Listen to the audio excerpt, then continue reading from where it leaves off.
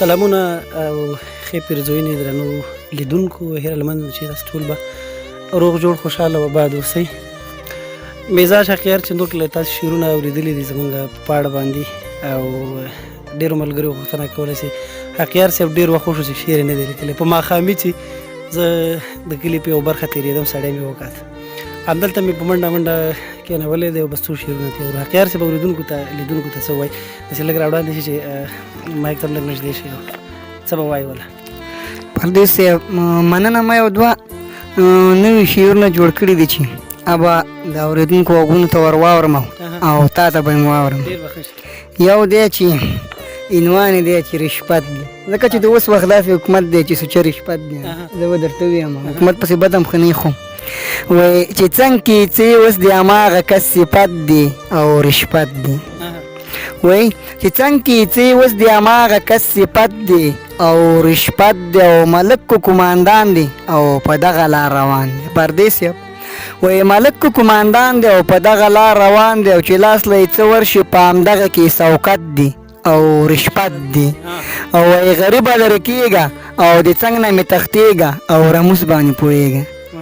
غریبه لرې کېږه د څنګ نه مې تښتېږه رموز باندې پوهېږه او مالداره را نږدې شه مړه ستا خو خپل دولت دی او رشوت دی.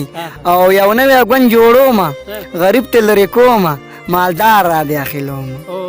یو نوی ګوند جوړومه غریب ته لرې کومه مالدار را داخلومه. پیسې چې راته راکړي د هماغې بې عزت دي او رشوت دی. او از ما سوال زاري څه کړي؟ استا سوال زاري څه کړي؟ د ړوند سوال زاري څه کړي؟ بنا سوال زاري څه کړي؟ هغه خپله کار جوړ دی، زما او ستا ورته حاجت دی او رشوت دی. او پیسې به راکړي ځوانه او کیسه دې شوله ورانه او خبره دې شوه ګرانه. پیسې به راکړي ځوانه کیسه دې شوله ورانه او خبره دې شوه ګرانه. پیسې چې راته رانکړي زما لاس کې حکومت دی او رشوت دی. او وایي خکیاره لیوني دي او د خپل خوښو سړي دي. خکیاره لیوني دي او د خپل خوښو سړي دي او ورچا قتل د پاره لاس کې نیولې ټوپک دي او رشوت دی. او بل دې نوی چې لیکلی یو بل دی چې وایي چې یا د غریب ولس باچا خبره واوره، د غریب ولس باچا خبره واوره او ظلم زیاتې شي په ماوته خبره واوره. ورخوا مرګونه او قتلونه کېږي، هرخوا مرګونه او قتلونه کېږي او پوښتنه څوک وکړي د چا؟ خبره واوره یا د غریب ولس باچا خبره واوره. او ځوان تلل سکول ته لار کې بم وخلي. پردیس ځوان تلل سکول ته لار کې بم وخلي او داسې خبرې م ګوره شته.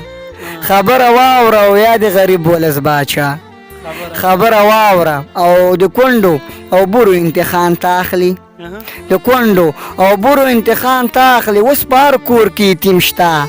خبره واوره د غریب ولس باچا خبره واوره. او خکیاره غلیتې شتۍ څه کوي؟ خکیاره غلیتې شتۍ څه کوي؟ هر خوا ته جنګ هر خوا جګړه. خبره واوره او یا د غریب ولس باچا خبره واوره. ډېره مننه حقیار صاحب. یو غزل اورېدونکو ته ووایه چې هغه دی چا ویل چې د یار سترګې لالونه دي، دغه شعر ورته ووایه نو بیا مخه ښه وکړو. ښه وایي چا ویل چې د یار سترګې لالونه دي؟ چا ویل چې د یار سترګې لالونه چا ویل چې د یار سترګې لالونه دي او ما ویل چې نه سره ګلونه دي. چا ویل چې د یار سترګې لالونه دي او ما ویل چې نه سره ګلونه دي. او دا کوڅه کې ودرېده مسکی شوله، دا کوڅه کې ودرېده مسکی شوله. وایي تندر دی او توپان دی او بارانونه دي. دا کوڅه کې ودرېده مسکی شوله. وایي تندر دی او توپان دی او بارانونه دي. او ویل د ما نه لرې لاړ نشي، ویل د ما نه لرې لاړ نشي او زما په سر د ټول جهان غمونه دي.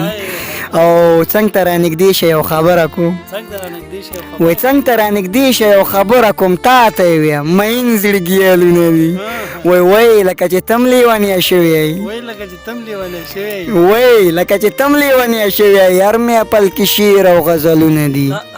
او ویل خکیاره ته خبرې تی، ویل خکیاره ته خبرې ته هر سړی قاتل دی اوس قتلونه دي.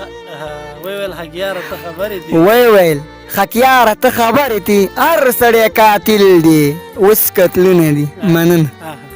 ډېره مننه حقیار صاحب کور دې ودان ملګرو بیا چې کله حقیار صاحب سره ګیرو نور شعرونه ترې اورو تر هغې د خدای په امان